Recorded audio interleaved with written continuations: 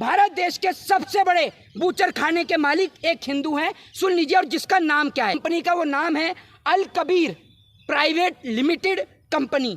ये इनका नाम है अल कबीर। अब अल कबीर से लोगों को लगेगा ये तो मुसलमान की है, नहीं, बिल्कुल नहीं। इसके मालिक एक हिंदू हैं। जिस प्रकार के शब्दों का इस्तेमाल रमेश गालीबाज जी ने इस्तेमाल किया है, वो शब्दों का इस्तेमाल तो सड़क पर भी नहीं होता है। जिन शब्दों का इस्तेमाल इन्होंने मेंबर ऑफ पार्लियामेंट के दौरान, पार्लियामेंट जिसको लोकतंत्र का मंदिर कहा जाता है, आज ऊपर बैठे बाबा साहब की आत्मा भी रो रही होगी ये सोचकर कि जिस संविधान का मैंने, संविधान सभा का मैंने गठन किया, जिस देश के संविधान को मैंने लिखा, आज मेरे उस देश के संविधान को तार तार किया जा रहा है। और ऊपर बैठ के राजगुरु सुखदेव और भगत सिंह भी रो रहे होंगे कि हमने किन के लिए इस देश में फांसी का फंदा चूम लिया, जो आज भी आपस में लड़ रहे हैं। और आप कहते हैं कि बम फेंकने वाले मुसलमान होते हैं। एक बात मुझे बताइए, वो अशफाक उल्लाह खां कौन थे जिन्होंने इस देश के लिए फांसी का फंदा चूमा? क्या वो मुसलमान नहीं थे? इस देश को 5 टन सोना देने वाले मीर उस्मान अली, क्या वो मुसलमान नहीं थे? दीजिए ना आप इन सवालों का जवाब। पर जनता के बीच में तो फिर इनको ऐसा नहीं होना चाहिए ना। एक बात आप मुझे बताइए, सुन लीजिए, उन्होंने बोला तो उनको भी जवाब देना चाहिए था। आज भारतीय जनता पार्टी को, जो भारतीय जनता पार्टी एक चीज कहती है ना कि हिंदू को जागने की जरूरत है, हिंदू को जागने की जरूरत है, मैं कहता हूं कि बिल्कुल आज हिंदू को जागने की जरूरत है और भाजपा की सच्चाई को देखने की जरूरत है। आज भारतीय जनता पार्टी को मैं आपको बता देता हूं, पूरी तरीके से आज एक्सपोज करूंगा।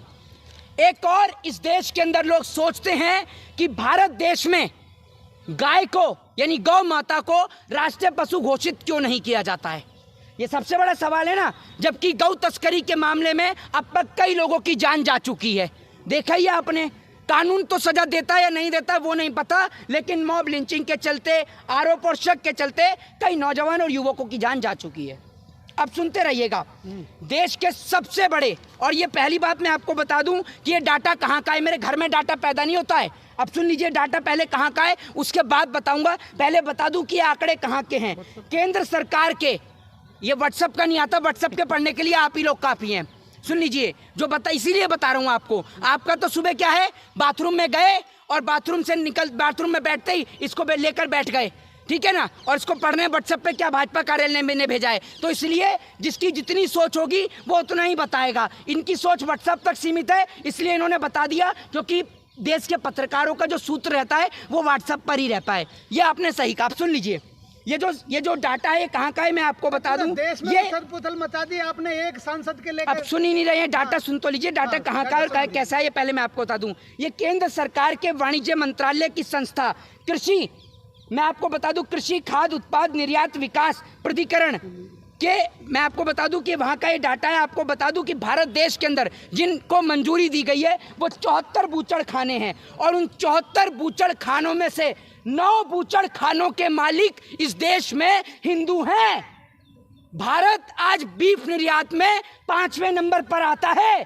ये आप सोच लीजिए, ये मेरे घर का डाटा नहीं है, और जिसको मेरी बात पे यकीन नहीं है तो इस पे रिसर्च कर लो। अब सुन लीजिए, भारत देश के सबसे बड़े बूचर खाने के मालिक एक हिंदू हैं, सुन लीजिए, और जिसका नाम क्या है।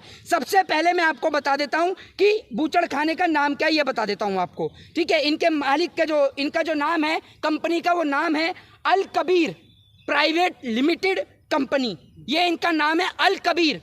अब अल कबीर से लोगों को लगेगा ये तो मुसलमान की है, नहीं, बिल्कुल नहीं। इसके मालिक एक हिंदू हैं जिनका नाम है सतीश सबरवाल। और आपको बता दूं, बीते साल में इन्होंने 650 करोड़ रुपए का व्यवसाय किया है बीफ से।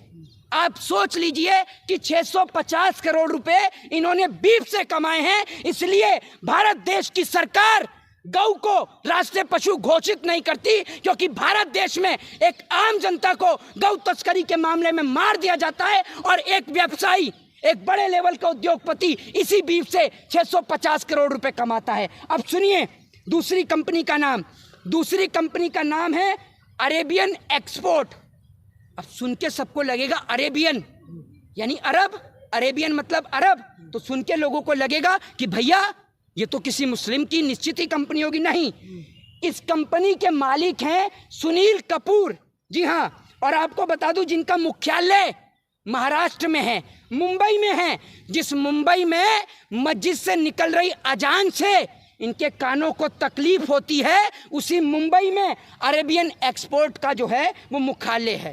ठीक है, अब आपको बता देता हूँ तीसरी कंपनी का नाम है अल नूर एक्सपोर्ट प्राइवेट लिमिटेड कंपनी।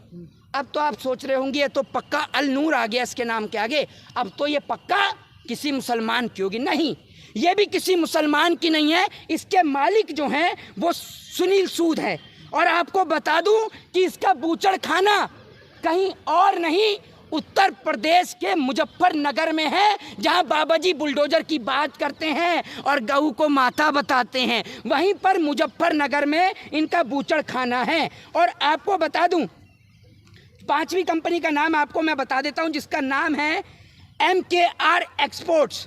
इसके मालिक जो हैं वो मदन एबर्ट हैं, जिनका मुख्यालय दिल्ली के अंदर है। ठीक है, छठी आपको बता देता हूं AOV एक्सपोर्ट, ठीक है, जिसके मालिक का नाम है OP अरोड़ा। ठीक है, अब सुन लीजिए, इनका जो बूचड़ खाना है वो भी बाबा जी के क्षेत्र यानी यूपी के उन्नाव में है। ठीक है, अब मैं आपको बता देता हूँ standard frozen foods export private limited company, जिसके मालिक का नाम है कमल वर्मा। क्या नाम है? कमल वर्मा। जी हाँ, कमल वर्मा इनके मालिक का नाम है, जिनका बूचड़ खाना यूपी के उन्नाव में और दफ्तर हापुड़ के शिवपुरी में है। कहाँ पर? शिवपुरी में। जी हाँ, हापुड़ के शिवपुरी में। सुनते जाइए, भाजपा जिस तरीके से सुन लीजिए, भाजपा हिंदुत्व के नाम पर देश को जिस प्रकार से पागल बना रही है, हम हिंदुओं का अधिकार है कि हम इस हकीकत को जाने और भाजपा का पर्दाफाश कर सके। ब्लास्ट का, संसद के ब्लास्ट का तमाम वो आपको नहीं दिखते, ये तमाम जो फैक्ट्रियां गिना रहे हैं उन पे आपका ध्यान है। मुंबई अटैक याद है या नहीं है? संसद अटैक याद है आपको? नहीं, किसने किया? अब सुनते जाइए, अरे सुनते जाइए, जगह जगह आप आंदोलन करेंगे। बिल्कुल, मैं क्यों नहीं करेंगे, हमारे देश का भाई है, हमारे देश का भाई है। कल को अगर आप जैसे पत्रकार को इस देश में देशद्रोही कहा जाए और उसके बाद में पूरा देश यही कहे कि आप एक ही पत्रकार को तो कहा है, क्यों आप प्रदर्शन कर रहे हो, तो आप ये कहोगे वो व्यक्ति